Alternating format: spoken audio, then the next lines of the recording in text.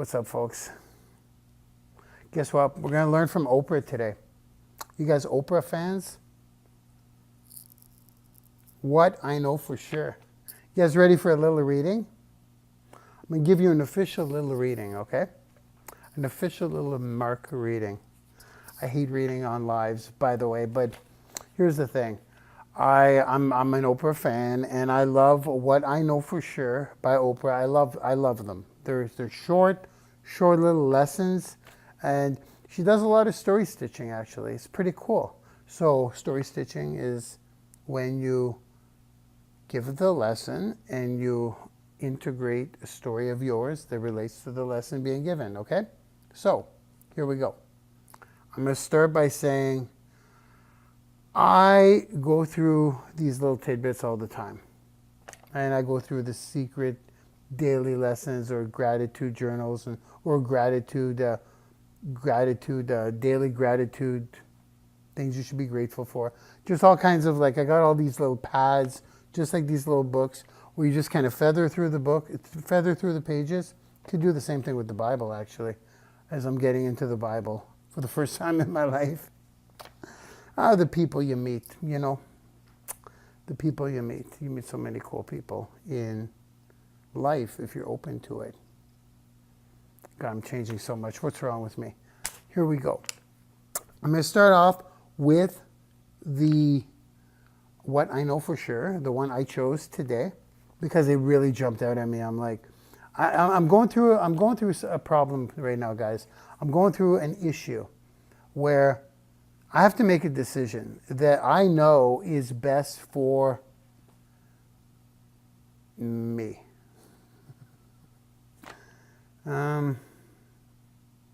Best for me alone. It's just a better. Sometimes you guys ever? Okay, tell me this. You guys ever make a decision when it seemed like it was a good idea when you made the decision, but then when it's time to execute on the decision you made many moons ago, you have to pivot, you have to change. You have to either change or you have to not do it altogether and do something else instead. In business, I call it pivoting. You guys ever have that where you commit to something and then you don't want to change your mind because you don't want to let people down? But it's better for you to change your mind for everybody involved, but you just don't want to disappoint people, so you do it anyways. You guys ever feel like that? So what I'm going to do is I'm just going to read this off, and then I'm going to share with you guys candidly my experience that's happening right now. Fair enough? Okay? Here we go. Here's the title of the lesson. If you make a choice that doesn't please your mate, friends, or whoever, the world will not fall apart.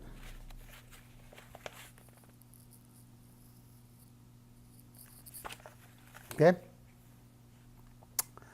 So this is Oprah speaking, obviously. Several years ago, I learned a valuable lesson that changed the way I saw myself.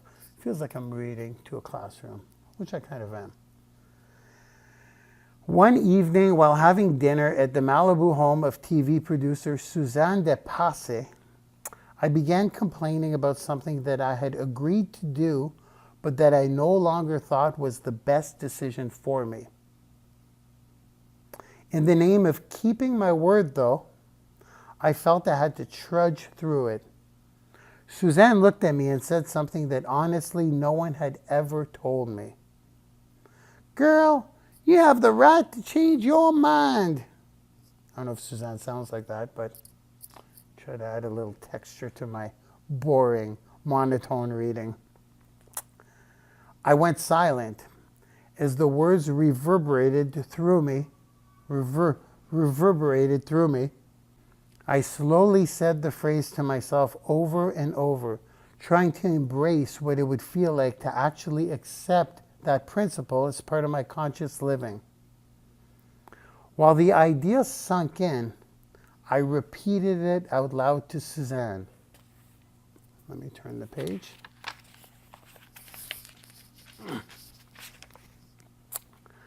I have the right to change my mind? She said, who else would? It's your mind. Before then, I hadn't thought of changing my mind as even possible. What about honor, commitment, staying the course? I had always believed that going back on a promise was something that only careless, flaky people did. Yet, as strict as I had always been about keeping my word, I often gave it irresponsibly. Trying to be the nice girl, I agreed to do things I later regretted. And because I was saying yes when I really meant no, I'd end up cheating both myself and the other person involved. It's an irrefutable law of the universe. You always get exactly what you intend, and my intention was to be seen by others as the dependable one, even if that came at a high expense to me personally. Okay, pretty cool, right? It's thought-provoking, right? So here's where Oprah says what she knows for sure. I don't think I need to summarize that. It was pretty clear. But I'm going to put in my words with my current situation in a sec. What I know for sure is that you have the right to choose what is best for yourself now. Not 4 years ago or even yesterday. And changing your mind does not mean acting irresponsibly. It's just the opposite. When you honor what you know your spirit is telling you to do, you are making the most conscientious decision, one for which you are willing to accept all the consequences. You understand that when you know better, you ought to do better, and doing better sometimes means changing your mind. And you realize that letting go of what others think you should do is the only way to reach your full potential. A business student of mine once challenged me on this concept. I'm passionate about cooking, she explained, but my parents have spent nearly $100,000 on my education. For me to announce that I want to cook, how can I change my mind? I said, is $100,000 worth a life not fulfilled? How much of your life will you have to consume before you can please you? Everyday passion speaks to us through our feelings. That's why when you allow yourself to become anesthetized by what others think, that's why when you allow yourself to become anesthetized, help me out here, guys, by what others think. I'm guessing that's like paralyzed by what others think. Yeah, I'm not familiar with anesthetized. Maybe you guys can put it in the live. Here, let's try that again. I love reading live. Isn't it fabulous? I feel like I'm in a classroom and I'm screwing up. That's why when you allow yourself to become anesthetized by what others think, you literally block yourself from living the life you were called to live. I promise you that if you make a choice that doesn't please your mate, your friends, your mother, or whoever the world will not fall apart. The people who truly love you want you to love yourself. And as you become clearer about who you really are, you'll be better able to decide what is best for you the first time around. Okay. So at the end of the day, it comes down to, hey, how's it going, buddy? Not too shabby. Good. Are you joining our little reading circle? Oh, we got a guitar. Well, yeah. We were right down below you for the last 4 hours. No way. Thanks a lot, Ray. How's the playing going? We're going to the Legion on a week from Sunday. Yeah? Want to say hello to my fans? This is what happens when you get old. Are you I'm a walking process. are you partying it up tonight? Oh, yeah. Yeah, I can tell. We went through a lot of songs. Did you? Yeah, because we got to figure out what we're going to do when we're up on stage. So I've been playing with him for years. Really? Great. Oh, yeah. Wow. He's great. So we're going to do Bob Seger's Turn the Page. Nice. And we're going to do Stephen Still's... Nash and Young? yeah, it's Buffalo Springfield, before Crosby, Stills, Nash and Young. We have a musician, folks. Where did my hair go? You're a genius in music, though. I'm a walking, talking prostate. That could be a country song. Have a good night, buddy. Okay, well, I think I'm going to take the show on the road, guys, and I'm going to share my experience as we go. The beauty of these lives, right? Actually, let's go hit the sauna. What do you say? God, look at all that snow. Let's go hit the sauna. Okay. The right to change my mind. Here we go. The right to change my mind. Those of you may or may not know, a lot of you know, I am doing an event in August. A little loud. I'm doing an event in August, and I got to tell you guys, it's been nothing short of a little stressful. Not because of the ticket sales, not because of the attendance. I got that part covered. As a matter of fact, I just have to use the washroom on the way. You guys don't mind? Little boys' room here. Won't take me long.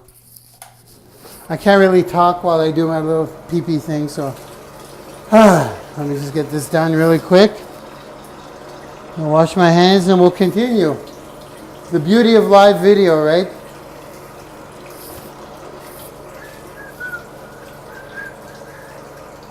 I don't think you see this too often on the Facebook Live.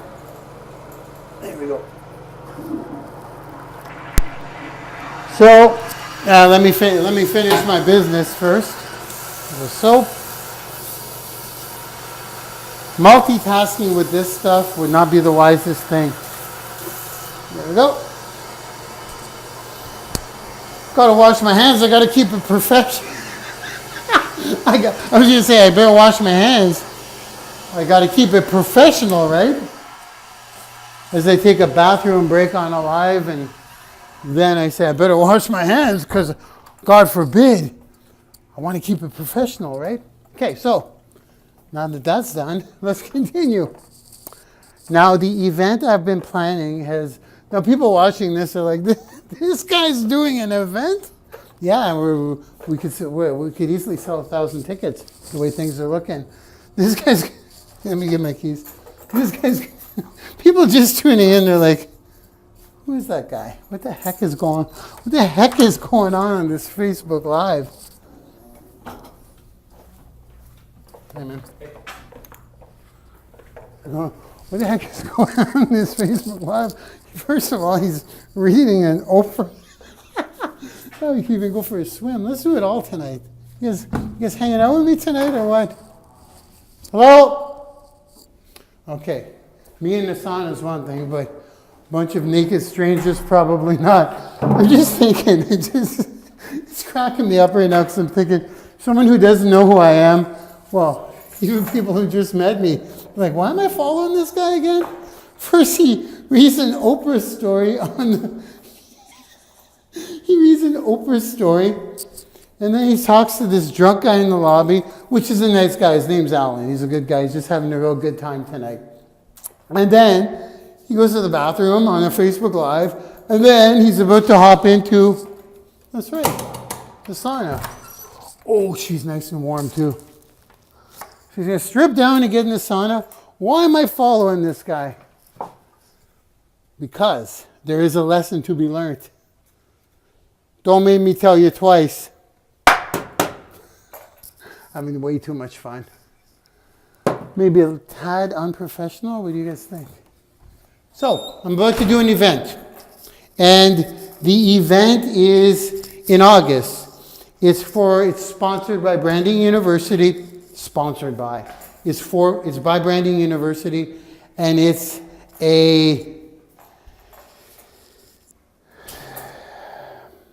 Here's where my mind is changing a little bit. For those of you who may or may not know, I've never been to an event before. I've never attended an event, and I have the ability, I already know I have the ability to sell 1,000 tickets. There will be different price ranges. I got the venue hooked up. I got some people who, I just know how to sell tickets. Even if I got to do local ads, Ottawa's a booming business. I'm not going to explain to you how I'm going to fill those seats because I know I can do that. That's not going to be a problem. The problem is, number one, a little bit of fear. I've never actually run an event before. With 1,000 people, where do they sleep? Where do they eat? The subject matter is no big deal. The venue is no big deal. Oh, well, as far as I got it all figured out. I mean, I'm sure there'll be challenges along the way. But here's where it comes to changing my mind. What's better for the situation now? Like Oprah just said. What's better for the situation now? And from what I understand, an event is a bunch of speakers that speak, they motivate, they train, they inspire, they do what they do. People get all pumped up, they get excited, they get news, they celebrate people, they edify people, that kind of stuff. Cool. People leave pumped up. There's a lot of yay. I don't know. I've never been to one, so I don't know. And yeah, I'm sure there's lessons to be learned. But from my observations, there's 3 types of events that I've observed. Number one is I've observed events. I've gotten live streams to events like 10X conference, that kind of stuff. Grant Cardone. I've gotten the Eric Worre one. I've gotten the live streams. I've seen them on live streams, so they're cool. There's a lot of nuggets. There's a lot to learn. There's a lot of cool speakers. But then I've also seen workshops. Workshops are a little different. Workshops are smaller. They're tighter. There's a video station where you actually do actual work. And my workshop would be very intense, work-wise. In other words, because I pictured a workshop opposed to an event.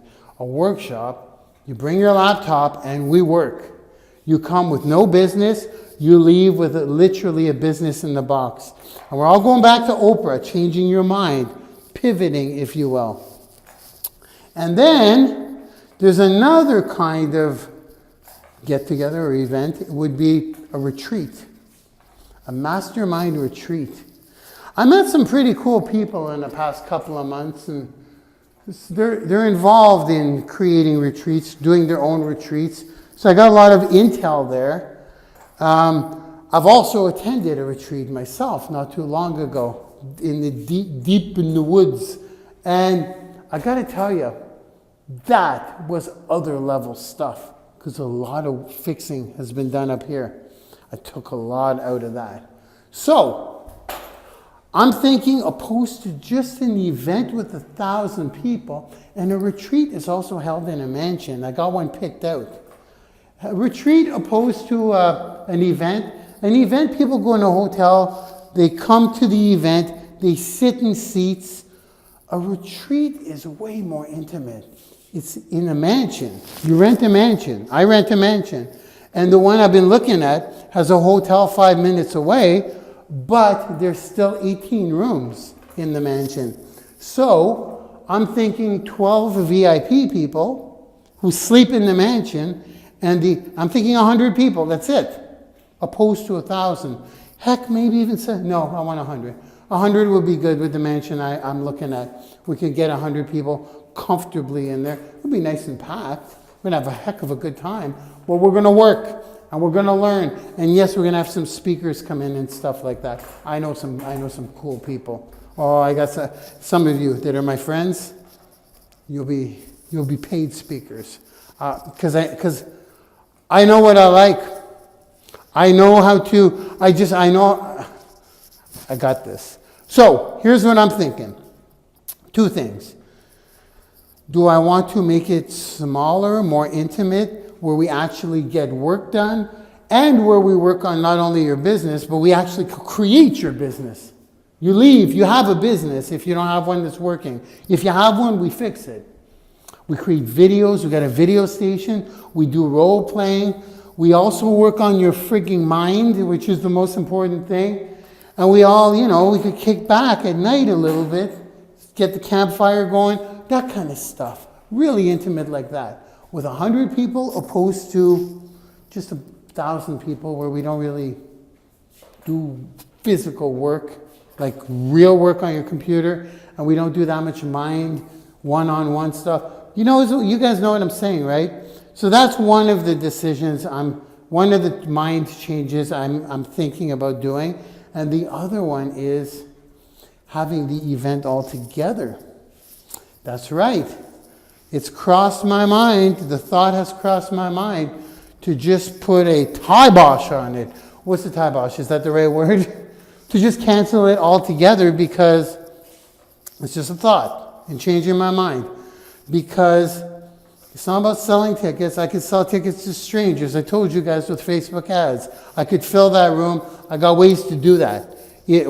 Branding University, in a month we're going to have over 60,000 students, and I know how to put an offer out pretty good. So filling those seats would not be a problem. What the problem is it the best decision for everyone at this moment in time? An event will take a while to plan.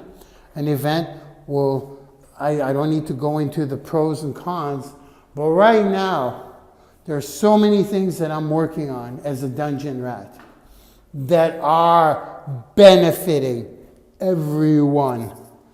I'm talking staying locked up, literally locked up for the next 6 months. Branding YOUniversity 4.0 gets released in August 20th. We decided that date the other day. So, is it better for me to be the dungeon rat that I think it may be, instead of wasting time? I'm not saying it's wasted time, but an event would be a hell of a cash grab. I understand that, but there we're changing 100 lives if we do it my way. We're changing 100 lives if we do it my way. If I decide to become a dungeon rat, I program everything I plan on doing and some, well then we're paying a lot of you. We're helping you guys generate an income from home and attain absolute freedom, which really, that's kind of the whole goal. At the event, or the event mastermind retreat, that's what we're teaching you anyways, but only to 100 people. I don't think I'm ready to do a live stream for that stuff. So here's my dilemma. First of all, the mind change, I think it would be more of a retreat with only 100 people for the first year. Number one. Number two, if I don't do it at all, and I focus all my energy and create a platform that actually brings in 1,000 people per day every day, I can get that working. We're bringing in 300. If I just program and I make it super easy for you guys to enroll students on a regular basis, and I convert them with you through in-house funnels, through my webinars, and you earn a real check and you build your audience on a regular basis, how would that event look next year? Then we're talking. Then we do it right. So by not doing the event altogether, that could possibly be the best decision. So like Oprah said, what's better now? My decision's not made yet, guys. I just wanted to share what she knows for sure. And I thought it related. So maybe you want to think about that. We'll leave that with you today. 25 minutes with all the walking around and whatever. It was a weird one today. Unless you guys want to continue this on in the sauna with me. I don't care. I'll just do a little.